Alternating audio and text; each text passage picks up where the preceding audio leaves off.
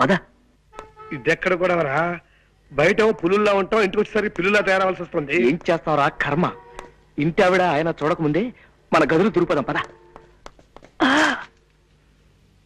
తాళం వేసుందిరా. చచ్చావన్నమాట. ఏం చేస్తాం, పిలు. గోపాలం గారు, కాంతం గారు వచ్చారా? రండి రండి.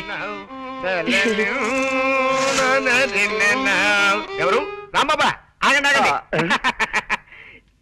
ఎంతక్క రామలక్ష్మణులా ఉంటారా ఇద్దరు.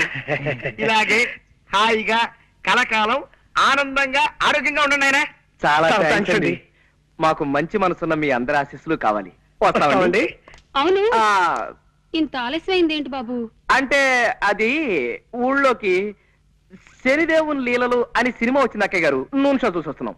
భక్తి సినిమాకి వెళ్ళొస్తున్నారా? మిమ్మల్ని భక్తి సినిమాకి వెళ్ళొస్తున్నారా అని అడుగుతున్నాను. అవును.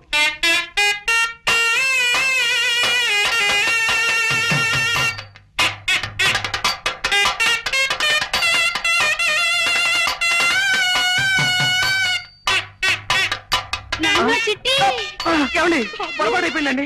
ఏమండి ఏమండి, నా మాట వినండి. చిట్టి కూడా ఇలాగే భక్తి సినిమాలంటే ప్రాణం బాబు.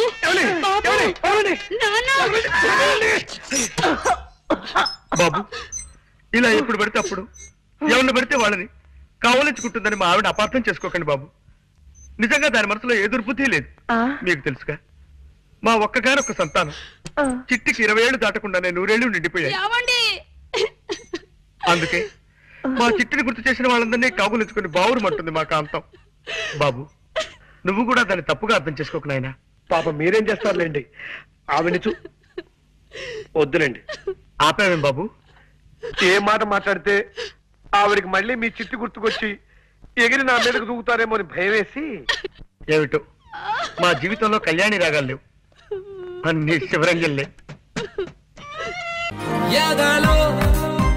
సిరుములేదో గుచ్చేసి పోతే అది ప్రేమే, మాదిలో చిన్ని మౌనాలే మాటలతో యుద్ధం చేస్తే ప్రేమ.